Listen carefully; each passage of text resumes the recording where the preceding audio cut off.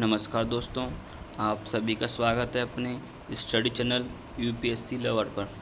दोस्तों, हम सिंधु घाटी सभ्यता पढ़ रहे थे, जिसमें आज हम सिंधु घाटी सभ्यता का कुछ आगे का हिस्सा पढ़ेंगे। दोस्तों, चलो स्टार्ट करते हैं।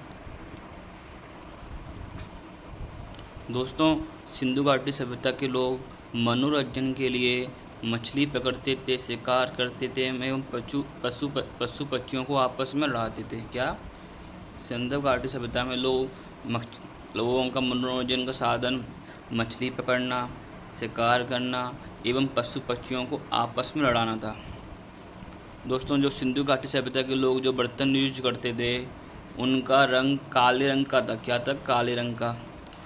उनका रंग काले रंग का था, लेकिन वो जो मिट्टी का यूज किया करते थे, वो मिट्टी लाल मिट्टी थी। मतलब लाल मिट्टी के ऊपर काले रंग का डिज़ाइन कर दिया जाता था उनके बर्तनों में। दोस्तों, ऐसे आप जानते हैं कि सिंधु घाटी सभ्यता के लोग शांति प्रिय थे। मतलब वो शांति प्रिय थे, तो वो लोग तलवार से परिचित नहीं होंगे। ओके दोस्तों, आगे चलते हैं। दोस्तों, सिंधु घाटी सभ्यता में एक स्थल है कालीबंगन। क्या है? कालीबंगन। इसकी खासियत बात यह है कि जहाँ तक सिंधु घाटी सभ्यता में उच्च स्थल एवं निम्न स्थल में केवल उच्च स्थल ही परकोटे से घिरा हुआ था। परकोटा बोल दो, एक किले से घिरा हुआ था। लेकिन कालीबंगन ऐसी जगह है जहाँ निचला शहर, मतलब जो निचला शहर है, वो भी किले से घिरा हुआ था। सिंधु घाटी सभ्यता में पर्दा प्रथा एवं वेश्यावृत्ति प्रचलित थी, क्यों वहाँ पर सिंधु घाटी सभ्यता में लोग पर्दा किया करते थे। सिंधु घाटी सभ्यता में शवों को दो प्रकार से दफनाने की व्यवस्था थी। या तो शवों को जलाया जाता था एवं शवों को गाड़ दिया जाता था। इसमें से शवों को जलाने की प्रथा मोहनजोदड़ो में थी एवं गाड़ने की प्रथा हड़प्पा में थी। और कुछ स्थल ऐसे हैं जहाँ से हमको युग्म समाधियाँ मिली हैं, मतलब कपल या जोड़े में समाधियाँ मिली हैं। वो स्थल कौन कौन से हैं? लोथल एवं कालीबंगन। कौन कौन से स्थल हैं? लोथल एवं कालीबंगन से हमको युग्म समाधियाँ मिली हैं। दोस्तों, ये पेपर में पूछा जाता है कई बार कि युग्म समाधियाँ कहाँ से मिली हैं, तो ये युग्म समाधियाँ लोथल एवं कालीबंगा से मिली है। आगे चलते हैं। लोगों का मानना है एवं इतिहासकारों का मानना है कि सिंधु सभ्यता का जो विनाश हुआ था, वो सबसे ज़्यादा प्रभावी कारण बोलते हैं बाढ़ आ गई थी, जिससे सिंधु सभ्यता या सिंधु घाटी सभ्यता समाप्त हो गई थी। कुछ लोगों का मानना जलवायु परिवर्तन पे भी है, और कुछ लोग यही मानते हैं कि आर्यों का आक्रमण हो गया था, इसलिए सिंधु घाटी सभ्यता समाप्त हो गई थी। परंतु सर्वमान्य जो अपना वो है बाढ़ आने के कारण सिंधु घाटी सभ्यता समाप्त हो गई थी। दोस्तों, टेरिकोटा किसे कहते हैं? दोस्तों, टेरिकोटा उसे बोलते हैं जब किसी मिट्टी को आग में पका दिया जाता है। किसी मिट्टी से कोई बर्तन बना दिया जाता है, कोई पात्र बना दिया जाता है, फिर उसे आग में पका दिया जाता है, उसे टेराकोटा बोलते हैं।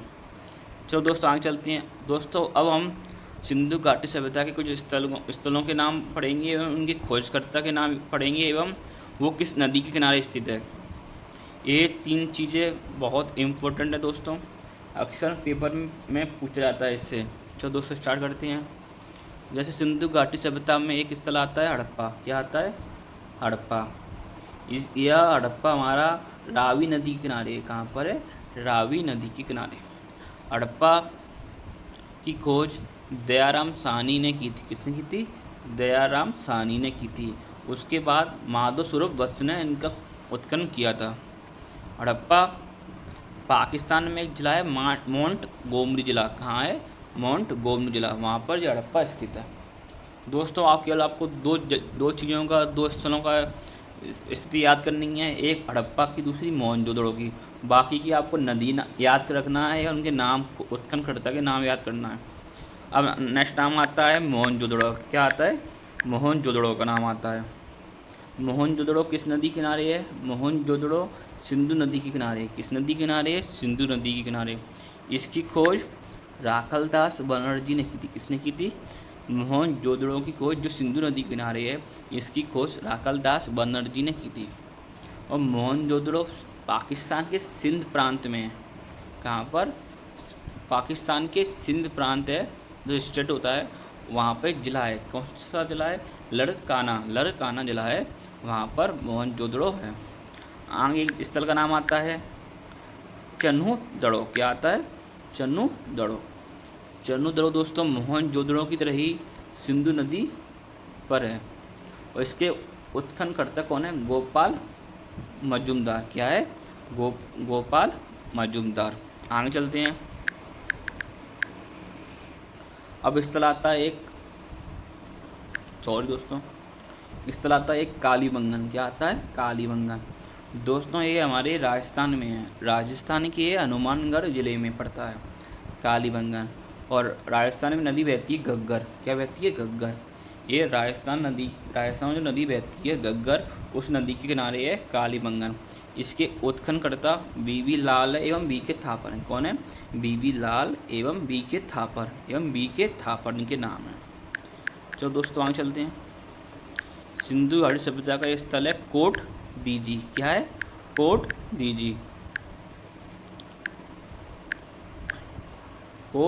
दीजी। ये भी चन्हूदड़ो की तरह सिंधु नदी पर है। क्या पर है? सिंधु नदी के किनारे। इसके खोजकर्ता फजल अहमद है। कौन है? फजल अहमद। कोट दीजी जो सिंधु नदी के किनारे है, इसके उत्खननकर्ता फजल अहमद है। एक नाम आता है रंगपुर। क्या आता है? रंगपुर। इसकी खोज रंगनाथ राव ने की थी। किसने की थी? रंगनाथ राव ने रंगपुर की खोज की थी, मतलब इसका उत्खनन किया था। ये मादर नदी पर है। कहाँ पर है? मादर नदी पर। रंगपुर किस नदी पर है?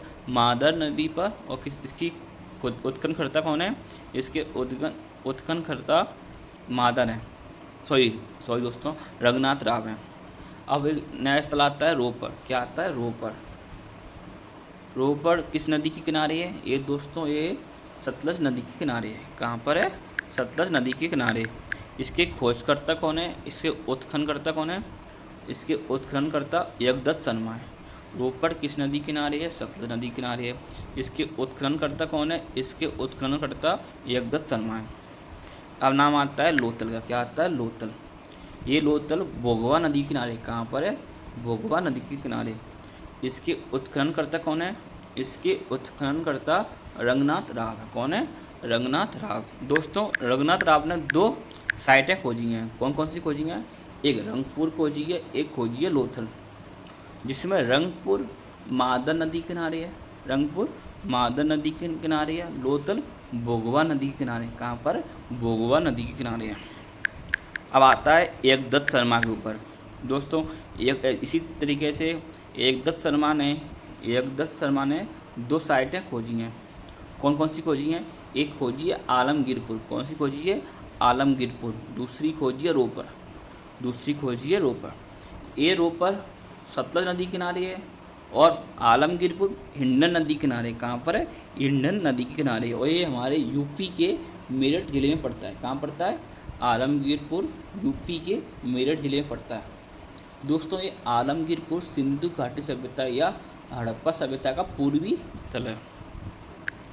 अब जगह आती है दोस्तों पाकिस्तान में सुत कागेडोर। क्या आता है? सुत कागेडोर। दोस्तों इसकी खोज या इसकी उत्खनन अंग्रेज ने की थी। किसने की थी? अंग्रेज ने। उसका नाम था ऑरेन स्टाइल। क्या था? ऑरेन स्टाइल।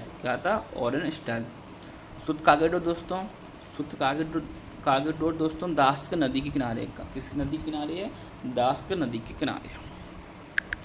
अब जगह आती है हमारे हरियाणा में, जगह है हिसार। वहाँ पर स्थल प्राप्त हुआ है बनमाली। कहाँ हुआ है? बनमाली। तो इसकी खोज रविंद्र सिंह बिष्ट ने की है। किसने की है? बनमाली की खोज रविंद्र सिंह बिष्ट ने की है। ये हमारे रंगोई नदी पर। कहाँ पर? रंगोई नदी पर। एक स्थल आता है धौलावीरा। क्या आता है? धौलावीरा। इसकी खोज रविंद्र सिंह बिष्ट ने की है। किसने की है? रविंद्र सिंह बिष्ट ने की है। दोस्तों ये स्थल ऐसे हैं जिनको आपको बार बार पढ़ना होगा, बार बार याद करना होगा। एक बार से आपको ये यादें नहीं होंगे। थोड़ा शुरुआत में थोड़ा कठिनाई लगेगी, परंतु बाद में आपके लिए सिंपल हो जाएगा। तो दोस्तों यहाँ चलते हैं। दोस्तों अब सिंधु घाटी सभ्यता समाप्त हो गई है, उसके बारे में हमने पढ़ लिया है। अब स्टार्ट करते हैं दोस्तों वैदिक सभ्यता के बारे में। किसके बारे में दोस्तों? वैदिक सभ्यता के बारे में। दोस्तों वैदिक सभ्यता को दो भागों में बांटा जा सकता है। किसमें बांटा जा सकता है? दो भागों में। एक आता है ऋग्वैदिक काल, क्या आता है? ऋग्वैदिक काल आता है। दूसरा उत्तर वैदिक काल आता है। क्या आता है? उत्तर वैदिक काल। ऋग्वैदिक काल में दोस्तों 1500 से 1000 ईस्वी पूर्व तक समय आता है। उत्तर वैदिक काल में दोस्तों 1000 से 600 BC तक का समय आता है।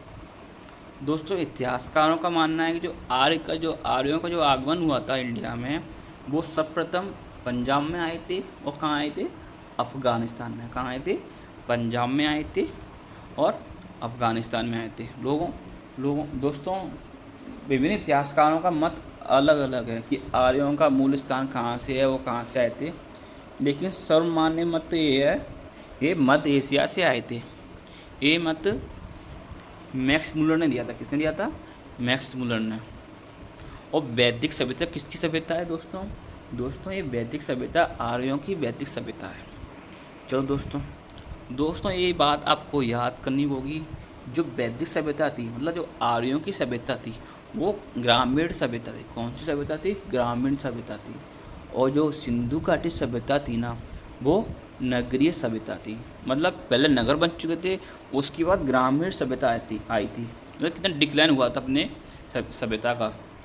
दोस्तों आर्यों की जो भाषा थी, वो संस्कृत भाषा थी। क्या थी? संस्कृत भाषा। दोस्तों जो आर्यों में जो प्रशासनिक इकाई थी ना, उनका जो बढ़ते क्रम मानो वो इस प्रकार थे। पहले था परिवार, उसे बोलते थे कुल। कुछ कुलों से मिलकर बनता था ग्राम। क्या बनता था? ग्राम। कुछ ग्राम से मिलकर बनता था विश्व। क्या बोलते हैं? विश्व। उसके प्रधान को बोलते थे विश्वपति। कुछ विषयों से मिलकर बनता था जन। क्या बनता था? जन। और कुछ जन से मिलकर बनता था राष्ट्र। मतलब कुल, ग्राम, विश्व, जन एवं राष्ट्र। 5 भाग हैं दोस्तों: कुल, ग्राम, विश्व, जन एवं राष्ट्र। चलो दोस्तों आगे चलते हैं। दोस्तों जो ग्राम का मुखिया था, उससे बोलते थे ग्रामीणी। क्या बोलते थे? ग्रामीणी। जो विश्व का मुखिया था, उससे बोलते थे विश्वपति। और जन के जो शासक थे, उससे बोलते थे राजन। कुल का होता कुलप। जो कुल का जो मुखिया होता है, उससे बोलते थे कुलप। जो ग्राम का था, उसे बोलते थे ग्रामीणी। और जो विश्व का था, उसे बोलते थे विश्वपति। जो जन का था, उसे बोलते थे राजन। और जो राष्ट्र का था, उसे बोलते थे राष्ट्राध्यक्ष। आगे चलते हैं। वैदिक सभ्यता में कुछ लोग थे जो प्रमुख थे। इसमें पुरोहित प्रमुख थे, दूसरे सेनानी प्रमुख थे। कौन प्रमुख थे? नंबर 1 पुरोहित प्रमुख थे, दूसरा सेनानी प्रमुख थे। सिंधु घाटी सभ्यता में एक टर्म यूज होती है, रत्नी। क्या होती है? रत्नी यूज होती है। रत्नी किसे कहते हैं? कुछ अधिकारी थे, उनको रत्नी कहते हैं। वो अधिकारी कौन कौन से थे? सुत, रथकार, कामादि। इनके नाम से कुछ अधिकारी थे जो इन कार्यों को देखा करते थे, उनको रत्नी बोलते थे। इसकी संख्या कितनी थी? 12। कितनी थी? 12। राजा सहित इनकी संख्या 12 थी। दोस्तों कुछ शब्द हैं जैसे पुरब। पुरब क्या बोलते हैं? दुर्गपति। दुर्गों की जो रक्षा करता है उसे बोलते हैं पुरब। स्पश क्या बोलते हैं? दोस्तों स्पश बोलते हैं गुप्तचर। क्या बोलते हैं? गुप्तचर। और दोस्तों यहाँ इस वैदिक काल में गोचर भूमि का महत्व था, इसलिए इसकी रक्षा करने के लिए एक अधिकारी नियुक्त था। उसका नाम था वाजपति। क्या था? वाजपति। अब कुछ नाम आते हैं जैसे उग्र। दोस्तों इस टाइम जो पुलिस है ना, वो उस टाइम पर उग्र वैदिक सभ्यता में पुलिस थी। इनका कार्य अपराधियों को पकड़ने का था। दोस्तों कुछ हमारे देश में दिशाओं के अनुसार राजाओं की उपाधि थी। जैसे जो राजा पूर्व में था, उनके नाम से पहले सम्राट लगाया जाता था।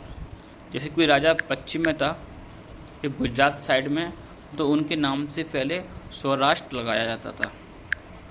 और जो राजा उत्तर में था, जैसे राजस्थान हुआ, दिल्ली हुआ, उनके नाम से पहले विराट लगाया जाता था। जो राजा मध्य में हुआ, मध्य में, उनके नाम से पहले राजा लगाया जाता था। और जो राजा दक्षिण में हुआ था, उनके नाम से पहले भोज लगाया जाता था। तो दोस्तों आगे चलते हैं। दोस्तों वैदिक सभ्यता में दो समितियां थीं। कौन कौन सी संस्था थी? एक सभा थी, दूसरी समिति थी। क्या थी? सभा एवं समिति। दोस्तों इन दोनों का कार्य राजा को सलाह देना हुआ करता था। क्या हुआ करता था? राजाओं को सलाह देने के लिए हुआ करता था। जिसमें जो सभा थी वो श्रेष्ठ लोगों की संस्था थी। उस टाइम जो कुछ लोग अच्छे पद पर हों उनकी सभा क्या थी? सभा थी। जबकि समिति क्या थी? समिति में दोस्तों सामान्य जनता थी। क्या? सामान्य जनता का प्रतिनिधित्व था क्या समिति में। इसी समिति के अध्यक्ष को क्या कहा जाता है? ईशान। क्या कहा जाता है दोस्तों? ईशान। समिति के अध्यक्ष को ईशान कहा जाता है। समिति में सामान्य जनता के प्रतिनिधित्व एवं सभा में उच्च वर्ग या उच्च कुल के जनता के प्रतिनिधित्व थे। युद्ध में जो कबीला लड़ता था उसका नेतृत्व कौन करता था? राजा। राजा वैदिक सभ्यता में बड़ा ही अच्छा पद हो गया था, मतलब एक केंद्रीय पद हो गया था राजा। और वैदिक सभ्यता में युद्ध के लिए गविष्टि शब्द का यूज था। इसका गविष्टि शब्द का यूज था। जैसे मैंने आपसे बोला था वैदिक सभ्यता में गायों का महत्व था, इसलिए यहाँ पर युद्ध भी गायों के लिए किए जाते थे। और इस गविष्टि शब्द का अर्थ होता है गायों की खोज करना। वैदिक सभ्यता में एक युद्ध हुआ था। क्या होता? 10 राज्य युद्ध। क्या हुआ था? 10 राज्य युद्ध। इस युद्ध का उल्लेख ऋग्वेद में है। किसमें है? ऋग्वेद में। और इस ऋग्वेद के 7वें मंडल में। ऋग्वेद के 7वें मंडल में 10 राज्य युद्ध का वर्णन है। ये युद्ध पनुशनी क्या? पनुशनी रावी नदी तट पर लड़ा गया था। इसमें राजा सुदास थे। कौन थे? राजा सुदास। कौन थे? राजा सुदास थे। एवं 10 जनों के बीच लड़ा गया था। जो 10 अनार्य थे उनके बीच लड़ा गया था, जिसमें हमारे राजा सुदास विजय हुए थे। तो दोस्तों आगे चलते हैं। दोस्तों ऋग्वैदिक समाज था ना, वो 4 वर्णों में विभाजित था। ये वर्ण थे ब्राह्मण, क्षत्रिय, वैश्य एवं शूद्र। क्या थे? ब्राह्मण, क्षत्रिय, वैश्य एवं शूद्र।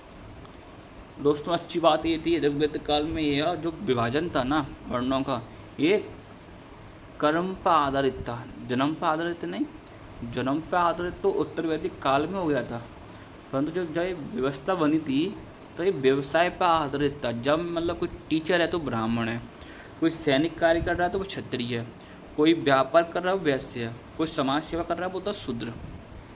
ऐसे ही ऋग्वेद के 10वें मंडल, किसमें? 10वें मंडल में एक सूक्त है पुरुष सूक्त। क्या है? पुरुष सूक्त। इसमें इन 4 वर्णों के बारे में बताया गया है। चलो दोस्तों आगे चलते हैं।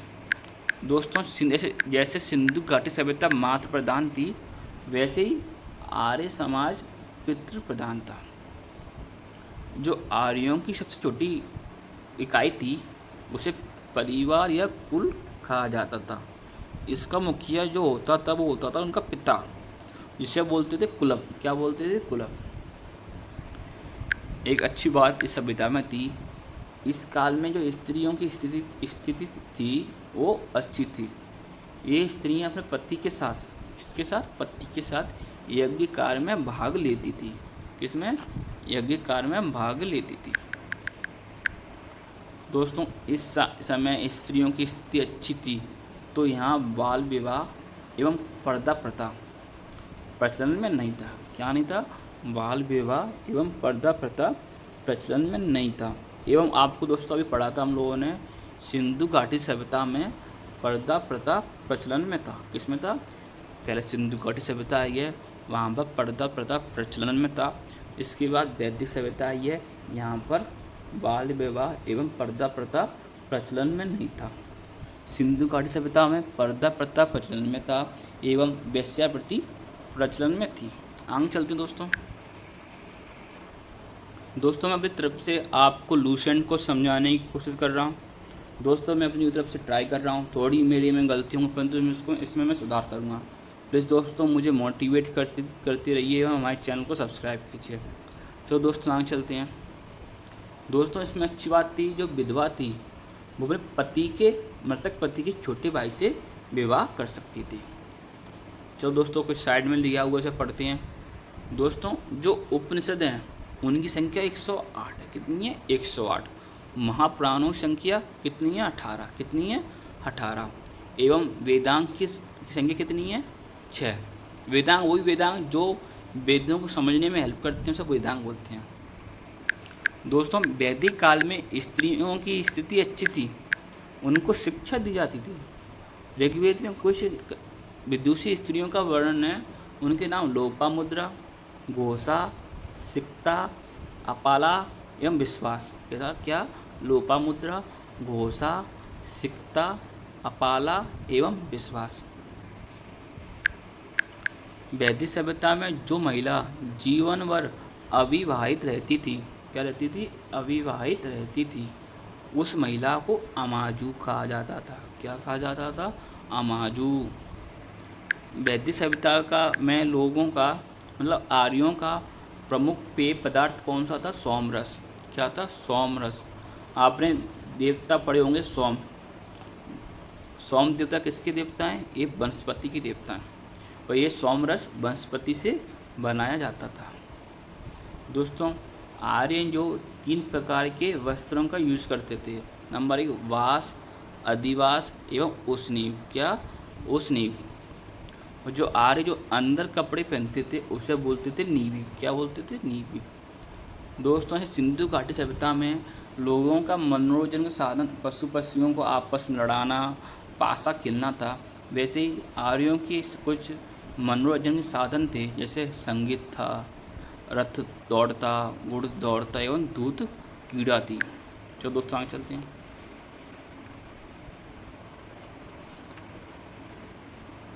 दोस्तों, आज हम वैदिक सभ्यता को संपूर्ण पढ़ेंगे। जैसे दोस्तों, आर्यों का मुख्य व्यवसाय क्या था? दोस्तों आर्यों का मुख्य व्यवसाय पशुपालन था एवं कृषि था, परंतु उसमें पशुपालन इन लोगों के लिए प्रायोरिटी में था। दोस्तों, वैदिक सभ्यता में गायों के लिए अगन्या या अदन्य शब्द का यूज था। मतलब अदन्य का शब्द मतलब होता है ना मारे जाने योग्य। एवं जो गाय की जो हत्या करता था या उसे घायल करता था, तो वेदों में उसके लिए मृत्युदंड था। क्या? उनके लिए था मृत्युदंड, या देश से निकालने की व्यवस्था थी। क्या थी? देश से निकालने की व्यवस्था। दोस्तों, आर्यों का जो प्रिय पशु था, क्या था? प्रिय पशु घोड़ा था, और उनके देवता कौन से थे? प्रिय इंद्र थे। दोस्तों, सिंधु घाटी सभ्यता के लोग लोहे के बारे में जानकारी नहीं रखते थे, लेकिन आर्यों ने लोहे की खोज की थी, जिसे क्या बोलते थे? श्याम अयस। क्या बोलते थे? श्याम अयस। और जो तांबे था, तांबे को बोलते थे लोहित अयस। क्या बोलते थे? लोहित अयस। दोस्तों, आप बिल्कुल कंफ्यूज मत होना। लोहित अयस का मतलब होता है तांबा, और श्याम अयस का मतलब होता है लोहा। और कुछ संस्थाएं थी, उसे बोलते हैं पनी। ये क्या थी? व्यापारियों की संस्था थी। इनका कार्य व्यापार के लिए दूर दूर जाना होता था एवं वस्तुओं का आदान प्रदान करना होता था। जो वैदिक सभ्यता में जो वस्तु विनिमय की प्रणाली प्रचलित थी, यहाँ पर मुद्रा का आविष्कार या मुद्रा का प्रचलन नहीं हुआ था। लोग आपस में वस्तुओं को ले देकर अपना काम चलाते थे। दोस्तों, इसी से हमें कुछ दर्शन विकसित हुए थे, उनको पढ़ते हैं। ऐसे नाम आता है, 6 दर्शनों का नाम है दोस्तों। नंबर 1 चारवाक। इसके प्रवर्तक कौन हुए हैं? चारवाक। दूसरा आता है योग। इसके प्रवर्तक कौन हुए हैं? पतंजलि। तीसरा आता है सांख्य। इसके कौन हुए हैं? कपिल। चौथा आता है न्याय। इसके कौन हुए हैं? गौतम। पांचवा आता है पूर्व मीमांसा। इसके कौन हुए हैं? जैमिनी। फिर आता है पांचवा उत्तर मीमांसा। इसे क्या बोलते हैं? इसको वेदांत भी बोलते हैं। इसके प्रवर्तक बदरायण हैं। फिर आता है वैशेषिक। इसके प्रवर्तक कौन है? कणाद या उलुक मुनि बोलते हैं। तो दोस्तों, आगे चलते हैं। जो लोग ऋण दे दिया करते थे, ना लोन दिया करते थे या किसी को उधार दिया करते थे, वो ब्याज प्राप्त करते थे लोगों से, उन व्यक्तियों को जो साहूकार थे उनको बोलते थे बैक नोट। क्या बोलते थे? बैक नोट या सूदखोर बोलते थे। जैसे आपने दोस्तों, मैंने जब आगे पढ़ाया था आपको, अग्नि की देवता की चर्चा की थी। दोस्तों ये मनुष्य एवं देवताओं के मध्यस्थ की भूमिका निभाते थे। दोस्तों ऋग्वेद में कुछ नदियों के नाम दिए गए हैं, जैसे सरस्वती नदी के बारे में बताया गया है। इस नदी को सबसे महत्वपूर्ण नदी एवं पवित्र नदी माना जाता है। वर्तमान में जो गंगा नदी है उसका उसी प्रकार से वैदिक सभ्यता में सरस्वती नदी का महत्व था। और ऋग्वेद में गंगा का उल्लेख हुआ है और यमुना का उल्लेख हुआ है। गंगा का एक बार उल्लेख हुआ है और यमुना का 2 बार उल्लेख हुआ है। चलो दोस्तों आगे चलते हैं।